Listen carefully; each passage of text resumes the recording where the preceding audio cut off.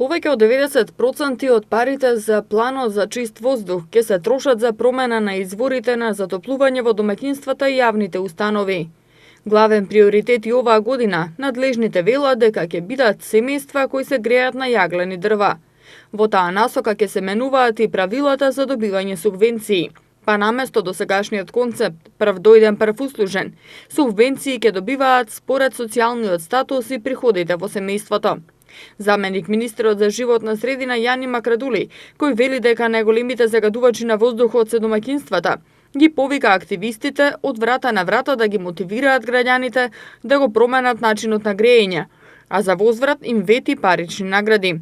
Дел од нив пак им порачаа на надлежните годинава повеќе да се фокусираат на големите, како што велат тие, недопирливи загадувачи. Друга област во која се планира да се преземат мерки е и сообраќајот.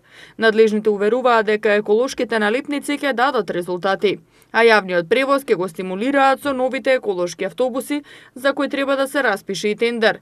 Активистите пак ги повикаа политичарите и тие некогаш да влезат во автобус, за одблиску да ги видат проблемите на ЈСП, а парите за патни трошоци да ги дадат за намалување на загадувањето.